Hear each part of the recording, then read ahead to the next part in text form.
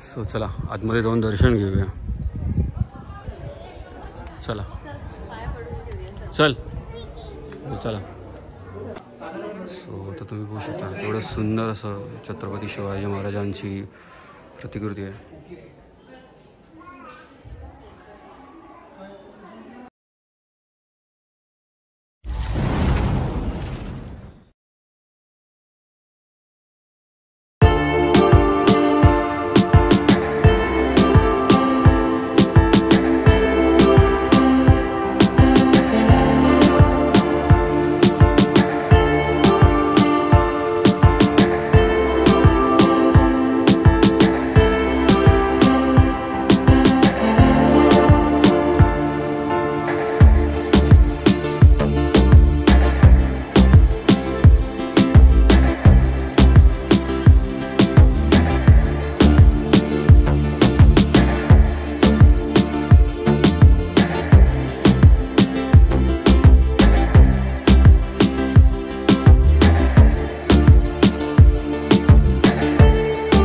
हे guys good afternoon. मी निलेश पुन्हा एकदा स्वागत करतो एका नवीन ब्लॉगमध्ये निलेश वांबाडकर या यूट्यूब चॅनलवर. आणि आत्ता बऱ्याच दिवसानंतर आपला ब्लॉग येतो आहे आणि आता वाजलेत दुपारचे ऑलमोस्ट 3:30-4 झाले आहेत. आम्ही 2 वाजता निघालो होतो ऐरोलीवरून आणि तुम्हाला थंबनेलवरून कळालंच असेल हा ब्लॉग कसला आहे. सो यस, आता आपण आलेलो भिवंडीला, जिथे छत्रपती शिवाजी महाराजांचं शक्तिपीठ म्हणजेच एक मंदिर टाईप बांधलेलं आहे आणि तेच आपण पहिल्यांदा व्हिजिट करायला आलो आहे. 2000 याच वर्षी 25ला 17 मार्चला समथिंग 17 मार्च 2025ला हे बांधून पूर्ण झालं. जवळपास 3-4 वर्ष लागली बांधायला आणि आता ते कसं बांधलं गेलेलं आहे ते आपण आता बघूया. सो चला, माझ्या नजरेतून माझ्या या ब्लॉगमधून तुम्हाला सगळ्यांना हे बघायला मिळेल ज्यांनी बघितलं नाही त्यांनी यापूर्वी. सो जवळपास 40-42 किलोमीटर ऐरोलीवरून. सो रस्ता जरा खराब आहे. सो तुम्ही म्हणजे 4 व्हीलर 2 व्हीलर जर पर्सनल गाडी असेल तर ते बेटर राहील. आणि अशी गव्हर्नमेंटची गाडी अशी काही नाही आहे माझ्यामध्ये. भिवंडीवरून वगैरे तुम्ही येऊ शकता, पण जर पर्सनल तुमची बाईक किंवा कार असेल तर ते बेटर राहील. सो चला आपण व्हिजिट करूया आता. सो गाईज तुम्ही बघू शकता हा असा समोर रस्ता आहे आणि इथे 2 व्हीलर 4 व्हीलर पार्किंग वगैरे आहे. सो इथे खाण्याचे पण काही स्टॉल्स वगैरे आहेत आणि इथे पार्किंग वगैरे झाली आणि इथे आल्यानंतर पहिल्यांदाच आपल्याला बघू शकता हे गेट दिसतं आहे आणि इथे शंकराची एक मोठी अशी मूर्ती दिसते आहे, भगवान शंकरांची. सो सुंदर अशी भगवान शंकरांची ही मूर्ती आहे आणि हे नंतर असं भव्य दिव्य असं हे गेट आहे. छत्रपती शिवाजी महाराज मंदिर शक्तिपीठ, शिवक्षेत्र मराठेपाडा, तालुका भिवंडी, जिल्हा ठाणे, महाराष्ट्र. बघू शकता सुंदर छत्रपती शिवरायांचे मावळे वगैरे इथे स्टॅच्यूज उभे केलेले आहेत आणि इथे आता बरीच लोकं वगैरे आलेली आहेत. सो आपण इथे बघू शकता हा संपूर्ण परिसर, स्टँड वगैरे चपलांचं. आता दुपारचे ऑलमोस्ट 4 वाजत आलेत आणि आम्ही इथं आता पोचलो आहे. सो चला जाऊया आतमध्ये. सो तुम्ही बघू शकता शिवाजी जस्ट आता आतमध्ये गेल्या शिवाजी आणि वृषाली. सो इथे बघू शकता इथे सुंदर असे हे छोटे छोटे म्हणजे स्टॅच्यूज उभे केलेत आपल्या मावळ्यांचे वगैरे आणि सुंदर ही प्रतिकृती आहे. कितीतरी भव्य दिव्य हा लाकडी दरवाजा आहे. ही वास्तू आणि हे नक्कीच एकदा बघण्यासारखं आहे.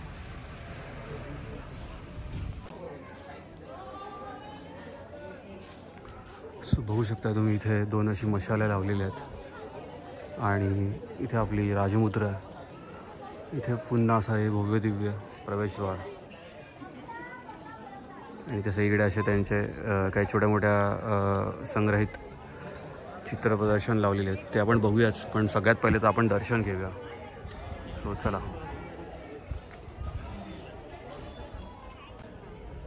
सो चला आतमध्ये जाऊन दर्शन घेऊया. चला चल चला.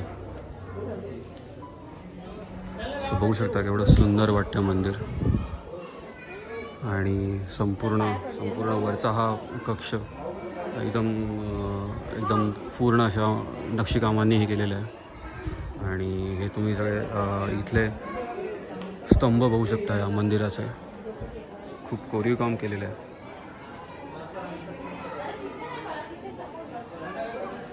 इथे आई तुळजाभवानीचं मंदिर बनवलेलं आहे.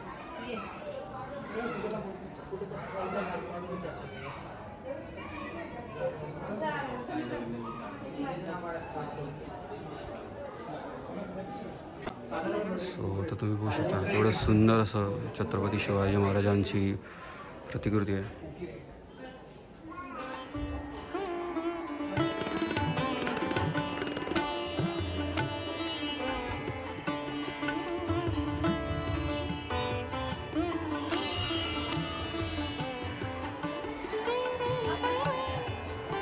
छत्रपती शिवाजी महाराजांचं दर्शन घेतल्यानंतर बघू शकता तुम्ही किती सुंदर मूर्ती आहे.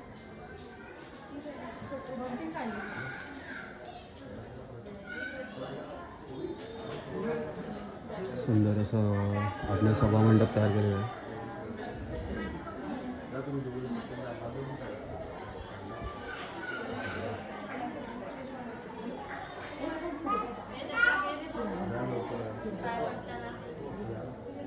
सो आता दर्शन तर आपलं झालं आहे आणि आता आपण इथलं पूर्ण परिसर बघूया. काय काय ही भित्तिचित्र बनवलेली आहेत ती. सो चला आपण ही भित्तिचित्र बघूया. सो आजूबाजूचा परिसर बघू शकता तुम्ही. हे सुंदर मंदिर हे असं आहे बांधलेलं आणि हा आजूबाजूचा हा परिसर असा आहे. संपूर्ण हिरवीगार सगळे झाडावर लावलेले आहेत आणि वेल कटिंग वगैरे केलेली आहेत व्यवस्थित अशी.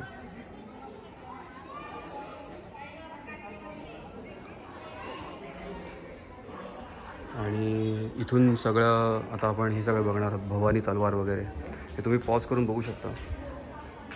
प्रत्येक गोष्टीची माहिती वगैरे लिहिलेली आहे.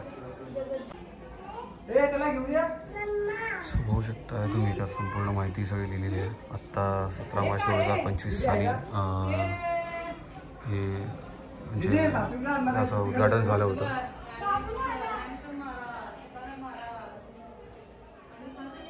आणि राजूभाऊ चौधरी यांच्या पूर्ण मेहनतीमुळे संपूर्ण इथे उभं राहिलेलं आहे.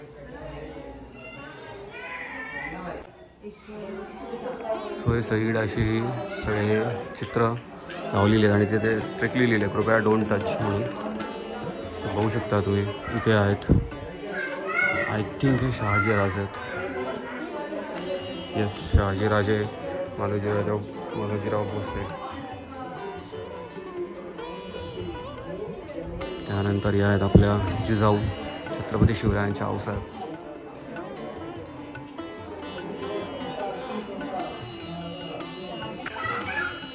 नंतर इथे छत्रपती शिवरायांच्या जन्माविषयी दाखवलं आहे.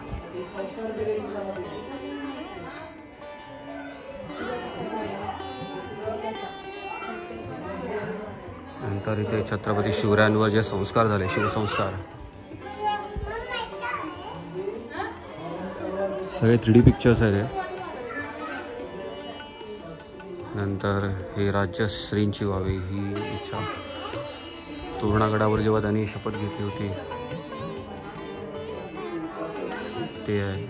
रायरेश्वराच्या साक्षीने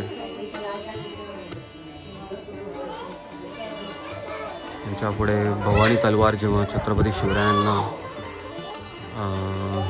दिली तुळजाभवानी स्वराज्य स्थापनेसाठी. नंतर संत तुकाराम महाराजांची शिकवण होती ज्याच्यामध्ये भक्ती आणि शक्तीचा संगम होता. छत्रपती शिवरायांच्या या संपूर्ण युद्धजन्य परिस्थितीमध्ये जेव्हा त्यांना गरज वाटली तेव्हा. त्यानंतर छत्रपती शिवरायांनी तोरणागड पहिला जो जिंकला तो.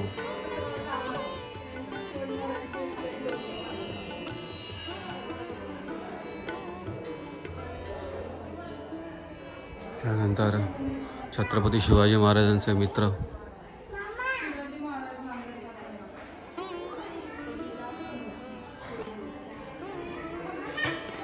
छत्रपती शिवाजी महाराजांना शेतीविषयी माहिती.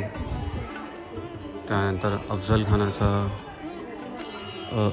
नाही, एक मिनटं, प्रतापगडाच्या शामियानाजवळ. यस, अफजल खानाचा वध जेव्हा कोथळा बाहेर काढलेला त्याचा जीवामालाच्या साथीने, तेच सेम पुढे दाखवण्यात आलं आहे.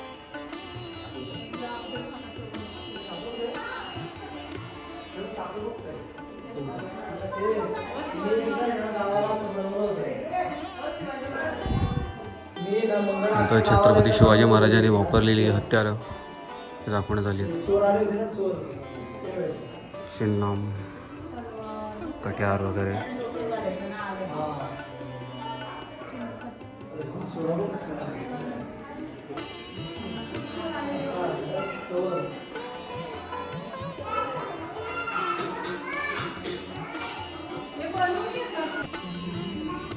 छत्रपती शिवाजी महाराजांना भारतीय आरमाराचे जनकमड पण म्हणतात. म्हणजे समुद्रावर त्यांचं अधिराज्य होतं.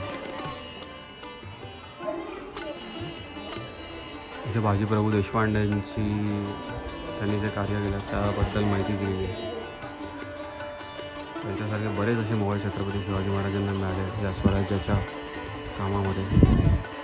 इथे शाहिस्तेखानाची बोटं जी कापली होती तो प्रसंग दाखवला आहे. आग्र्यावरून सुटकेची जी छत्रपती शिवाजी महाराजांनी करामत केली ते दाखवण्यात आली आहे. तानाजी मालुसऱ्यांचं कार्य इकडे दाखवलं आहे. जेव्हा त्यांनी घोरपडीच्या साहाय्याने म्हणजे किल्ल्यावर चढाई केली होती तेव्हाचा हे सगळं. ते पुन्हा एकदा छत्रपती शिवरायांच्या युद्धामध्ये वापरलेले सगळे साहित्य म्हणजेच हत्यारं, ढाल वगैरे आणि चिलखत वगैरे.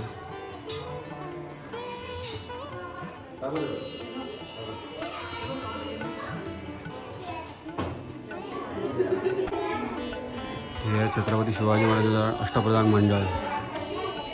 शिवरायांचे जे सगळे मंडळ होतं ते सगळं दाखवण्यात आलं आहे. सो इकडे हंबीरराव मोहित्यांबद्दल माहिती दाखवली आहे. ते सुद्धा छत्रपती शिवाजी महाराजांच्या मंत्रिमंडळातील थोर सेनानी होते.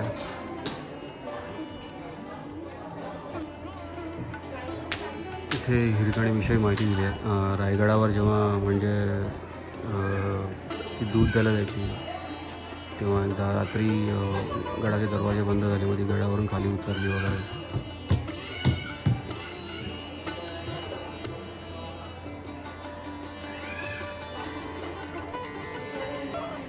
सो इथे छत्रपती शिवाजी महाराजांची राज्याभिषेक सोहळ्याची मिरवणूक जेव्हा निघाली होती ते सगळं दाखवण्यात आलं आहे. आणि इथे जी फेमस चित्र आपण सगळीकडे बघतो छत्रपती शिवाजी महाराजांचा जेव्हा राज्याभिषेक झाला, शिवाजी महाराज जेव्हा छत्रपती झाले तेव्हाचा हा सीन संपूर्ण.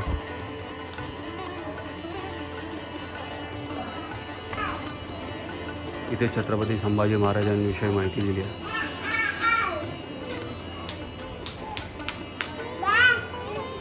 इथे महाराणी ताराबाई यांच्याविषयी माहिती दिली आहे. आणि आता इथे काही छोट्या मोठ्या गोष्टी आहेत आपण विकत घेऊ शकतो. विक्री झालं नाही, सो ते आपण जाऊन बघूया. बघू शकता बरेच सारे असे छोटे छोटे फोटोज आहेत छत्रपती शिवाजी महाराजांचे.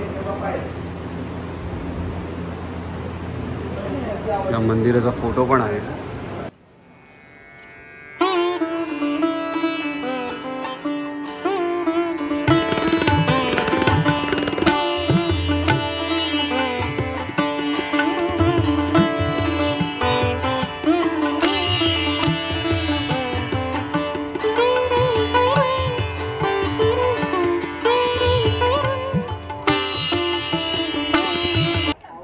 सो आता आपण या तटबंदीवर आलो आहे आणि इथून तर संपूर्ण मंदिर तर दिसतंच तुम्हाला. प्लस या तटबंदीवर आपण फिरून बघणार आहोत की काय काय आहे.